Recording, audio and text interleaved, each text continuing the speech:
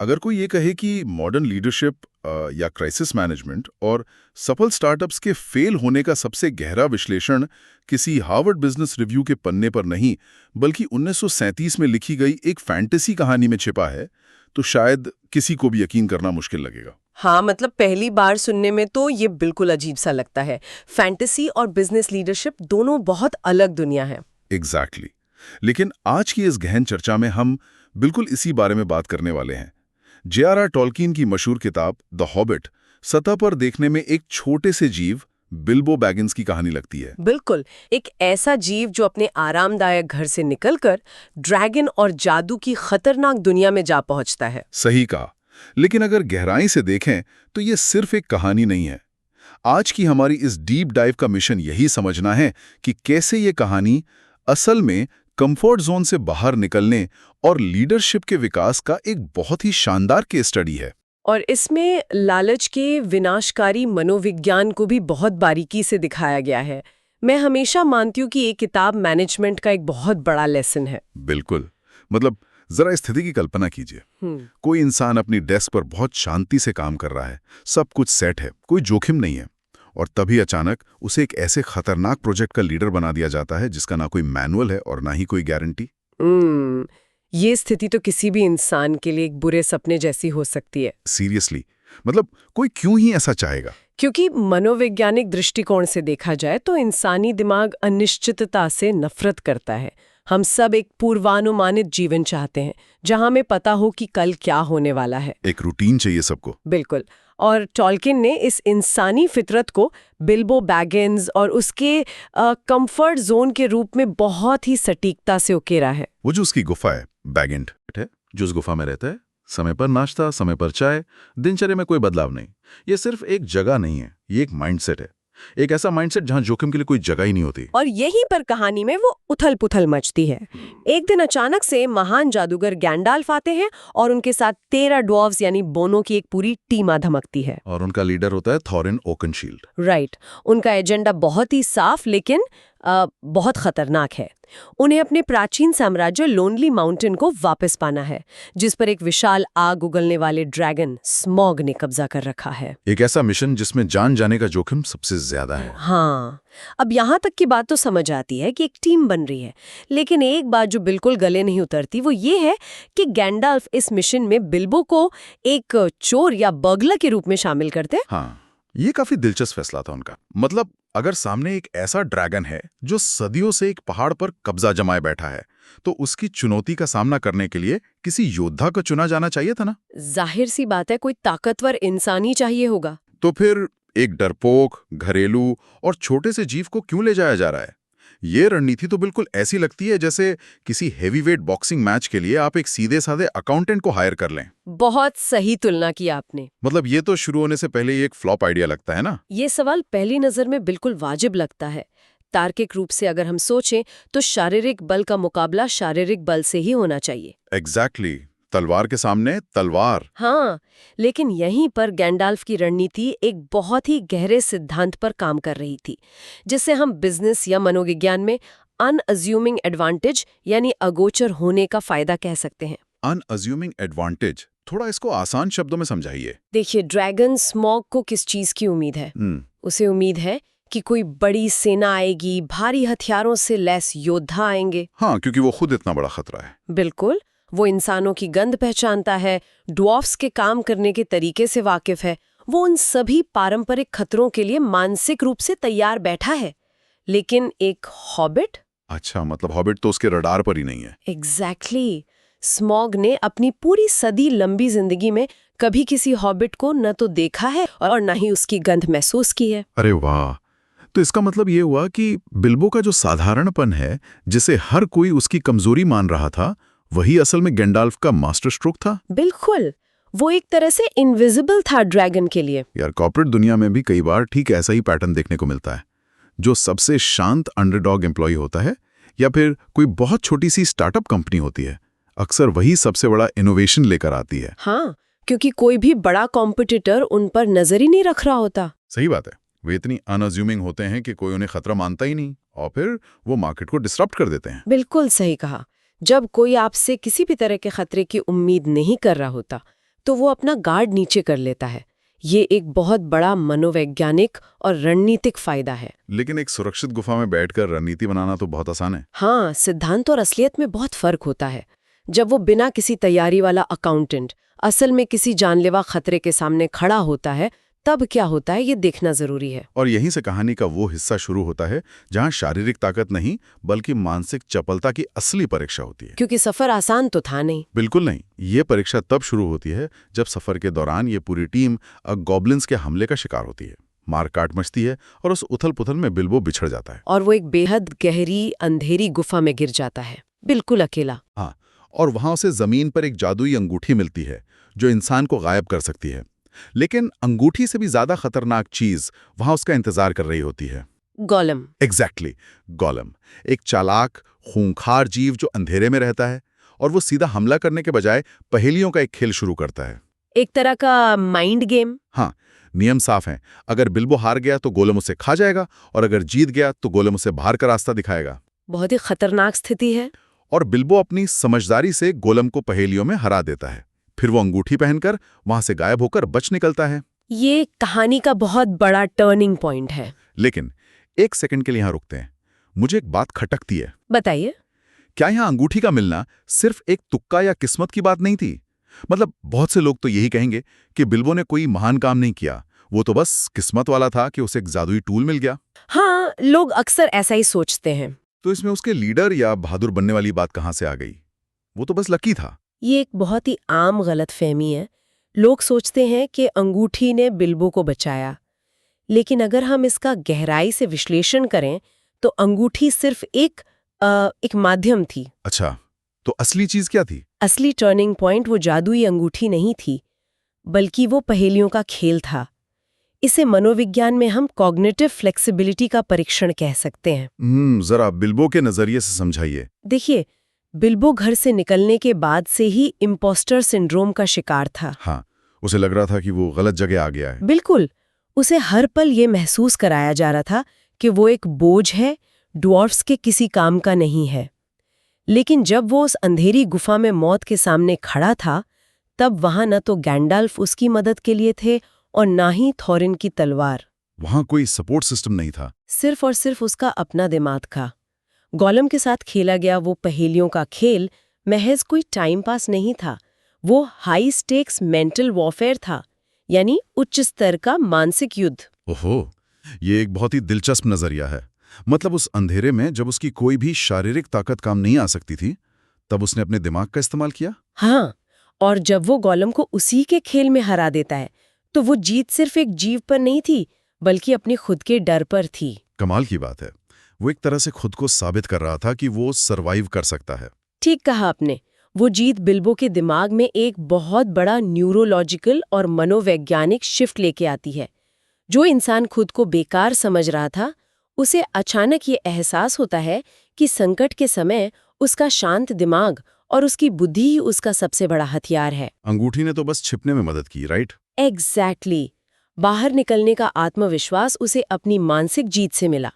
यहाँ से ये बात स्पष्ट होती है कि असली शक्ति हमेशा हथियारों में नहीं होती। बिल्कुल। जब शारीरिक बल काम ना आए, तो मानसिक संतुलन और परिस्थिति को पढ़ने की क्षमता इंसान को सबसे खतरनाक जगहों से बाहर निकाल सकते हैं। तो गुफा के अंदर अपनी काबिलियत को पहचान लेना एक बात है, लेकिन क्या वो इंसान उस आत्मविश्वास का इस्तेमाल दूसरों को बचाने के लिए कर सकता है? यही तो असली टेस्ट है। हाँ, क्योंकि असली चुनौती तो तब आती है जब सिर्फ अपनी जान नहीं बचानी हो, बल्कि पूरी टीम की जिम्मेदारी लेनी हो। और इसी के साथ कहानी उस मोड़ पर पहुंचती है जहां पदानुक्रम यानी हायरार्की पूरी तरह से टूट जाती है। राइट।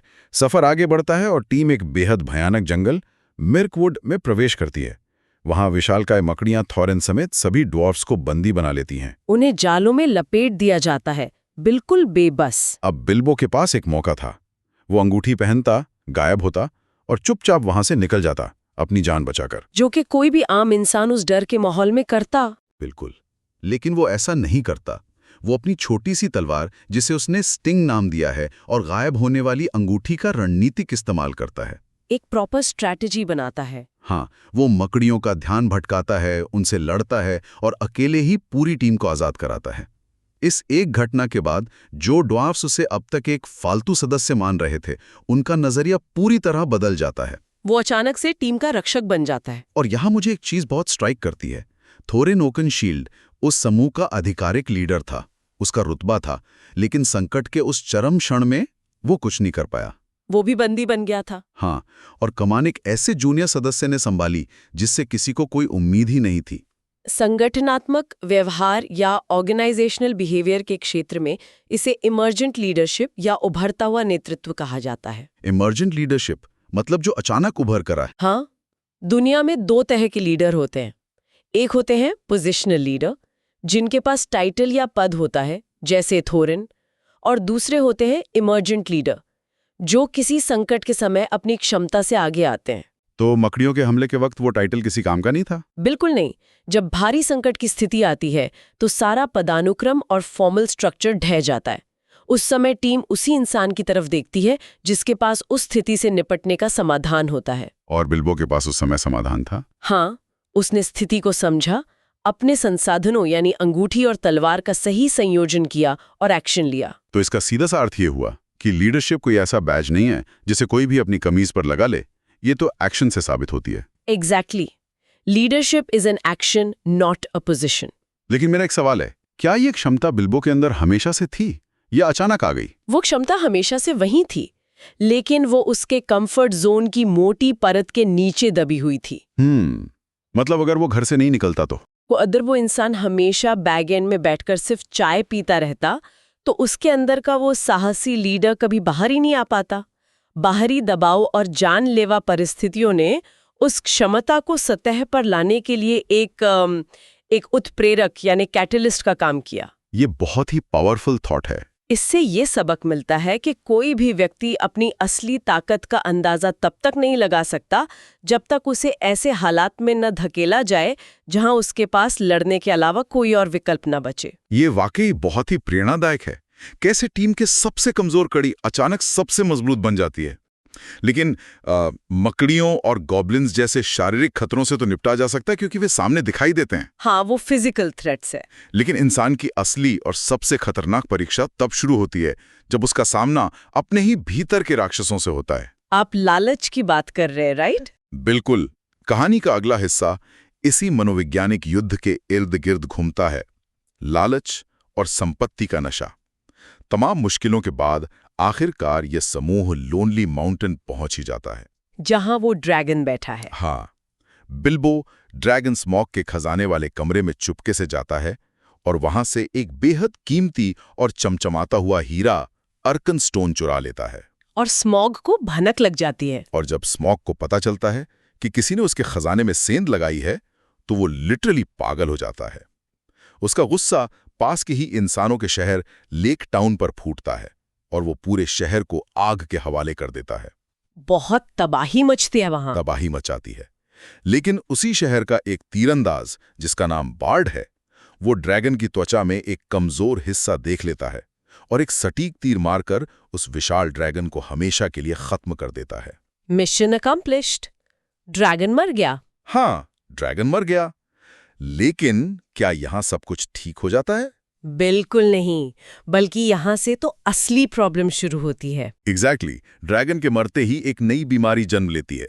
थोरिन, जो अब तक एक महान और सम्मानित लीडर था, वो उस अपार खजाने को देखकर पूरी तरह अंधा हो जाता है। सोने की चमक उसे बदल देती है। जिन इंसानों का शहर ड्रैगन की वजह से तबाह हुआ था, उन्हें और एल्ब्स को वो खजाने का एक छोटा सा हिस्सा भी देने से साफ इनकार कर देता है। ये बहुत दुखद मोड़ है। मैं तो ये कहूंगा कि इस सिचुएशन को देखकर ऐसा लगता है जैसे किसी ने एक बेहद कामयाब स्टार्टअप की कहानी लिख दी हो। अच्छा, वो कैसे? जरा इस समानता को और स्पष्ट कीजिए। देखिए, थोरिन का ये बर्ताव बिल्कुल उस स्टार्टअप फाउंडर की तरह है जिसने कंपनी शुरू की।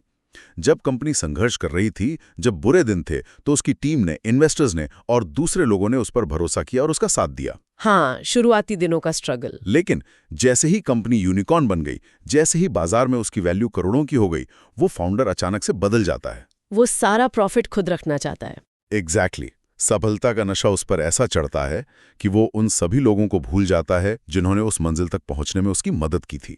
वो उस दौलत को लेकर पूरी तरह पैरानॉइड हो जाता है। ये तुलना तो बिल्कुल सटीक है और ये मानव स्वभाव के एक बहुत ही कड़वे सच को उजागर करती है। मनोविज्ञान में इसे क्या कहते हैं? कहानी में तो इस अवस्था को ड्रैगन सिकनेस या ड्रैगन की बीमारी कहा गया है। मनोविज्ञान की भाषा में हम इसे रिसोर्स पैरानोया कह सकते हैं, संसाधनों को लेकर पैदा हुआ मानसिक विक्षिप्तपन। रिसोर्स पैरानोया भारी शब्द है, लेकिन इसका असर भी भारी होता है। देखिए, थोरेन ओकेनशील्ड कोई विलेन या बुरा इंसान नहीं था। वो बस अपने लोगों के लिए उनका घर वापस चाहता था। इंटेंशंस उसके अच्छे थे शुरू में। हाँ, लेकिन जब अचानक से अथाह संपत्ति मिलती है तो वो इंसान के दिमाग के न्यूरोलॉजिकल स्ट्रक्चर को बदल देती है। इंसान उस संपत्ति का मालिक नहीं रहता, बल्कि वो संपत्ति इंसान की मालिक बन जाती है। मतलब जो ड्रैगन मारा गया वो असल में मरा ही नहीं। तकनीकी रूप से ड्रैगन का शरीर तो मर गया, लेकिन स्मॉग सिर्फ एक आग उगलने वाला जानवर नहीं था। तो वो क्या था? वो एकाधिकार, लालच और सब कुछ हड़प कर बैठ जाने की अंधी हवस का एक प्रतीक था। जो बीमारी स्मॉग को थी कि सोने के ढेर पे कुंडली मार के बैठे रहो और किसी का कोई भला मत करो, वही बीमारी, वही वायरस ड्रैगन के मरने के बाद थोरेन के अंदर ट्रांसफर हो जाता है। बाप रे, ये तो बहुत ही गहरा थॉट है। हाँ, ये इस बात का सबसे बड़ा सबूत है कि बेतहाशा सफलता अच्छे और महान चरित्र वाले लोगों को भी किस कदर भ्रष्ट कर सकती है। असली राक्षस बाहर नहीं होते। लालच एक ऐसा वायरस है जो इंसान को अंदर से खोखला कर देता है। ये बहुत ही भयानक विचार है कि जिस बुराई से लड़ने के लिए आप निकले थे, जीत के बाद आप खुद वही बुराई बन जाते हैं। बिल्कुल। और जाहिर सी बात है, जब कोई इंसान इस तरह से हर चीज पर अपना कब्जा जमाने की कोशिश करता है तो वो अपने आसपास दुश्मनी के बीज बो देता है। ये लालच स्वाभाविक रूप से एक बड़े विनाश की ओर ले जाता है, जहां युद्ध होना तय था। कहानी अपने सबसे बड़े और भावनात्मक चरम बिंदु पर पहुंचती है, जिसे 5 सेनाओं का युद्ध कहा गया है। थोरिन की जिद और अहंकार के कारण इंसानों और एल्व्स के बीच युद्ध की नौबत आ जाती है। सब एक दूसरे के खिलाफ खड़े हो जाते हैं। तलवारें खिंच चुकी हैं, सब खून के प्यासे हैं। लेकिन तभी एक अप्रत्याशित घटना होती है। गॉब्लिन्स और भेड़ियों की एक विशाल सेना अचानक से हमला कर देती है। एक कॉमन एनिमी आ जाता है। एग्जैक्टली। अब जब एक साझा और असली दुश्मन सामने आकर खड़ा हो जाता है, तब जाकर इंसानों, एल्व्स और ड्वार्फ्स को अक्ल आती है। उन्हें समझ आता है कि आपस में लड़ने का वक्त नहीं है। हाँ, वे अपनी आपसी लड़ाई भूलकर एकजुट होते हैं और उस विनाशकारी सेना का सामना करते हैं। युद्ध किसी तरह जीता जाता है, लेकिन इसकी कीमत बहुत भारी चुकानी पड़ती है। थोरिन मारा जाता है। थोरिन इस युद्ध में गंभीर रूप से घायल हो जाता है और मृत्यु के करीब पहुंच जाता है। और यहाँ मरने से ठीक पहले उसके दिमाग से उस लालच का पर्दा आखिरकार हटता है। जब सब कुछ खत्म होने वाला होता है। बिल्कुल। वो बिल्बो को अपने पास बुलाता है और अपनी हरकतों के लिए, अपने उस लालच के लिए उससे माफी मांगता है। मैं कहूंगी कि ये आखिरी पल इस पूरी यात्रा का सबसे शक्तिशाली हिस्सा है। ऐसा क्यों? क्योंकि थोरिन का वो माफी मांगना ये साबित करता है कि जब इंसान के सामने मौत आ खड़ी होती है तो उसे ये एहसास होता है कि भौतिक संपत्ति, चाहे वो लोनली माउंटेन का सारा सोना हो या वो बेशकीमती हीरा अर्कनस्टोन, उसकी कोई कीमत नहीं रह जाती। सब कुछ बेमानी लगने लगता है। बिल्कुल। उस अंतिम क्षण में थोरिन ये स्वीकार करता है कि बिल्बो का जो नजरिया था, जो दुनिया को देखने का उसका सीधा और सच्चा तरीका था, वही सही था। मतलब आखिरकार रिश्तों और इंसानियत की जीत होती है। हाँ, 100%। ये घटना साहस और सफलता की जो एक पारंपरिक परिभाषा है ना, उसे पूरी तरह से पलट कर रख देती है। हम तो यही मानते हैं कि जो ताकतवर है वही जीतेगा। आम तौर पर यही माना जाता है कि दुनिया उसी की है जो सबसे ताकतवर है, जिसके पास सबसे ज्यादा संसाधन है।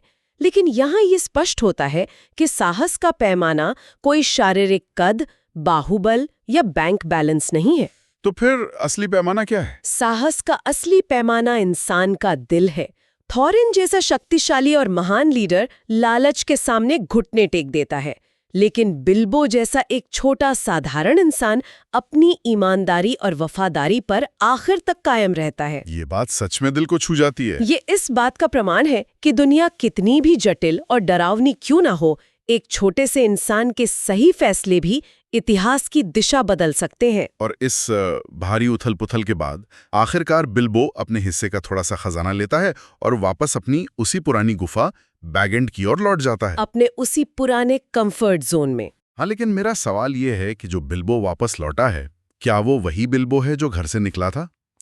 शारीरिक रूप से भले ही वो उसी जगह पर आ गया हो, लेकिन मानसिक और भावनात्मक स्तर पर तो वो पूरी तरह से एक नया इंसान बन चुका है। उसका दुनिया को देखने का नजरिया ही बदल चुका है। बिल्कुल। देखिए, विकास का यही सबसे बड़ा नियम है। जो अनुभव उसने हासिल किए, अंधेरी गुफा में पहेलियां सुलझाना, मकड़ियों से अपनी टीम को बचाना और लालच के विनाश को अपनी आंखों से देखना, इन सब ने उसे बदल दिया। हाँ, इन सब ने उसके उस पुराने कंफर्ट जोन वाले माइंडसेट को हमेशा के लिए खत्म कर दिया। वो अब एक लीडर है। तो अगर हम इस पूरे सफर से कुछ ठोस निष्कर्ष निकालें तो वे क्या होंगे? पहली बात तो यही कि कंफर्ट जोन से बाहर निकले बिना इंसान की असली क्षमता कभी उजागर नहीं होती। जब तक आप पुष्ट फील नहीं करते तब तक ग्रोथ नहीं होती। सही बात। जब तक आप किसी ऐसे प्रोजेक्ट या परिस्थिति में नहीं फंसते जहां आपको अपना 100% देना ही पड़े, तब तक आपको पता ही नहीं चलेगा कि आप असल में क्या कर सकते हैं। बिल्कुल। दूसरी बात, लीडरशिप कोई टाइटल या पद नहीं है। ये संकट के समय आगे बढ़कर जिम्मेदारी लेने का नाम है। Emergent leadership. हाँ। और तीसरी और शायद सबसे महत्वपूर्ण बात, सफलता और संपत्ति का लालच एक ऐसी मनोवैज्ञानिक बीमारी है जो महान से महान इंसान को भी तबाह कर सकती है। Dragon sickness. एग्जैक्टली। और आज के कॉर्पोरेट माहौल और रोजमर्रा की जिंदगी में ये बातें 100% लागू होती हैं। मैं तो श्रोताओं के लिए बस यही कहूंगी कि जब भी किसी के सामने कोई नई चुनौती आती है, चाहे वो कोई नई नौकरी हो, किसी अनजान शहर में बसना हो या कोई बहुत बड़ा और डरावना फैसला लेना हो, तो अक्सर अंदर का डर उसे वापस उसी पुरानी गुफा में छिपने को कहता है। हमारा अपना बैगेटन। हाँ, लेकिन ये डीप डाइव हमें याद दिलाती है कि उस अनजान रास्ते पर पहला कदम रखना ही वो ट्रिगर है जो आपके अंदर छिपी नेतृत्व क्षमता और बुद्धिमानी को बाहर निकालता है। बिना जोखिम के कोई विकास संभव नहीं है। ये बहुत ही सटीक बात कही आपने। और इसी विचार के साथ इस चर्चा को खत्म करने से पहले मैं एक बहुत ही गहरे सवाल पर विचार करना चाहता हूँ। बताइए। जब कोई व्यक्ति अपने सारे डरों को हरा देता है, अपने अंदर छिपी असीम क्षमताओं को पहचान लेता है और पूरी तरह से विकसित होकर अपनी उसी पुरानी दिनचर्या और पुराने कंफर्ट जोन में वापस लौटता है, हाँ, तो क्या वो पुरानी जगह उसे कभी दोबारा उतनी आरामदायक लग सकती है? या फिर उस बदले हुए नए इंसान के लिए वो पुराना कंफर्ट जोन अब एक सुकून की जगह न रहकर एक नई तरह की कैद बन जाता है? ये सच में बहुत सोचने वाली बात है। बिल्कुल। श्रोताओं को इस पर जरूर विचार करना चाहिए। खैर, आज के लिए बस इतना ही। अगली बार किसी नए और दिलचस्प विषय की गहराइयों में फिर गोता लगाएंगे।